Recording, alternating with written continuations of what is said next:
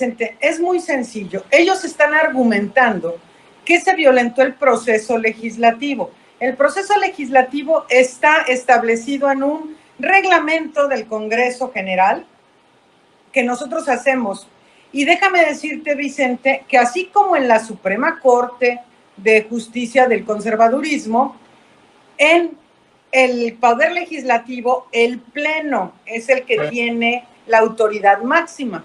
Entonces, el asunto es, nosotros definimos una serie de cosas. En la Cámara de Diputados, que es lo que ellos están argumentando, se dio un proceso abreviado que la oposición llama fast track, pero nada más lo llaman fast track cuando nosotros lo hacemos. No dijeron fast track cuando ellos aprobaron las reformas estructurales de Peña Nieto, que de hecho eran reformas constitucionales y estas no lo eran. Pero bueno, el fast track, ¿a qué se refiere? A que se dispensan los trámites, y eso está regulado en los artículos 59 y 60 del reglamento del Congreso General. Se puede hacer de urgente y obvia resolución y entonces se pasa directamente al Pleno, y lo que se va a obviar, lo que no pasa, es que se analice en las comisiones. Eso sucedió en la Cámara de Diputados porque te acordarás que se hizo el mismo día que votaron en contra los de la oposición la reforma constitucional, el plan A, por decirlo así, la reforma electoral que el presidente envió. Cuando votaron en contra y no pasó la reforma constitucional, se pasó al plan B. Ahora, el plan B en el Senado, eso te puedo decir, llegó y entró a comisiones, Vicente. En el Senado no hubo fast track. En el Senado hubo en comisiones, se metieron reservas, se siguió todo el proceso, lo metimos al Pleno. Ahí estuvimos en la sesión más larga que hemos tenido desde que estoy en el Senado, y salió el plan B. Y entonces resulta que los señores y señoras ministras, bueno, poquitas señoras, porque hay dos que sí votaron en congruencia, que son Loretta Ortiz y Yasmín Esquivel. Los demás votaron porque se había violentado gravemente el proceso legislativo.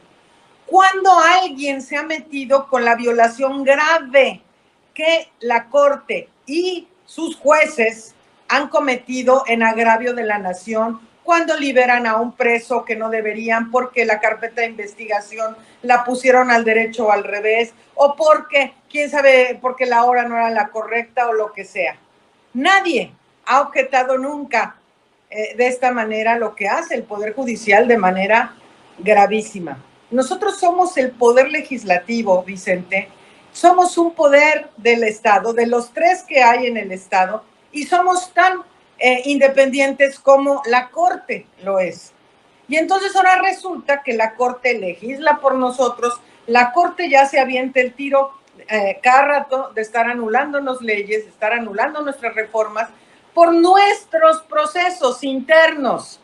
O sea, ¿cuándo se había visto semejante cosa? ¿Cuándo le anularon una a la oposición cuando era todo armonía y lindura? La Corte jamás se le oponía al presidente, nunca.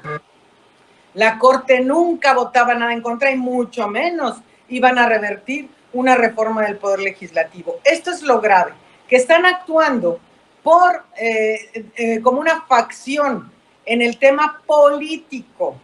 Entonces, ya tienen la rutita, ¿no? Nosotros votamos algo, no le parece a la oposición y se van a la Corte y la Corte les hace el trabajo sucio. Es decir, lo que no ganan en las urnas, lo ganan en la Corte, ¿no? Y entonces resulta que nosotros somos quienes tenemos la representación popular. Y no es la representación popular de una persona nada más, sino de millones, y nosotros somos mayoría en ambas cámaras. Y se avientan el tiro de anularnos las cosas. Entonces, ¿qué es lo que sigue? Pues nosotros vamos a elevar la voz porque esto no puede ser y a ver qué hacen los diputados también en lo que está en sus facultades. Pero quien tiene la palabra, porque este es un verdadero agravio al pueblo de México, es un desprecio al pueblo de México, a la representación que el pueblo de México eligió, porque ellos no son representantes populares, nosotros sí, y tenemos un mandato constitucional del pueblo de México ellos no. Y el pueblo, además, por amplísima mayoría estaba de acuerdo no solo con el plan B, sino con el plan A y todo lo demás, ¿no? Entonces, este agravio solo se quita, ahora sí que con el plan C, como dice mi presidente.